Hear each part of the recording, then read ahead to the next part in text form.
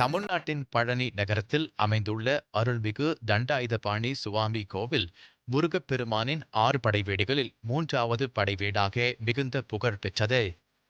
சிவகிரி மலையின் உச்சியில் அழகாக கட்டப்பட்ட இந்த கோவில் உலகம் முழுவதிலும் இருந்து இலட்சக்கணக்கான பக்தர்கள் வந்து வழிபடும் முக்கிய யாத்திராஸ்தலமாக விளங்குகிறது. இங்கு முருகப்பெருமான் தண்டாயுதம் ஏந்திய ஞான தளபதியாக துறவற நிலையில் அருள் பாலிக்கிறார். பக்தர்களின் ஞான பழத்தை அளித்து அவர்களை பேணுகிறார். ஞானப்பழம் எனும் தெய்வீக பழத்திற்காக நடைபெற்ற போட்டியில் சிவபெருமானும் பார்வதியும் வைத்திருந்த ஞான பழத்தை தன் பெற்றோரை பிரதட்சிணம் செய்து விநாயகர் பெற்றுக்கொண்டார். இதனால் கோபமடைந்து முருகப்பெருமான் உலக இன்பங்களையும் ஐஸ்வர்யத்தையும் துறந்து பழனி மலையில் துறவற நிலையில் குடியேறினார். இந்த ஐதீகம் முருகப்பெருமானை ஞானத்தின் உருவமாகவும் துறவற ஞானியாகவும் திகழச் செய்கிறது. பக்தர்களுக்கு ஞான பலனை அளிக்கிறது.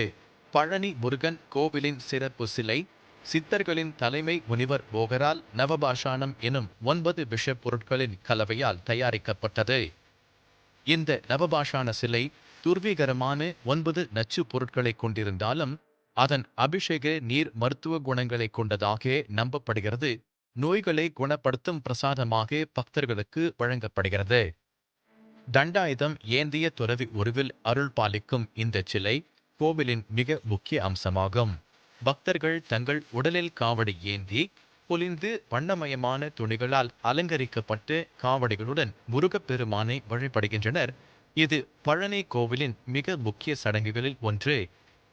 சிவகிரி மலையின் உச்சிக்கு செல்ல 693 படிகள் ஏறலாம் அல்லது வின்ஸ் ரயில் அல்லது ரோப் கார் வசதிகளை பயன்படுத்தலாம். இவை பக்தர்களுக்கு எளிதாக மலையேற உதவுகின்றன.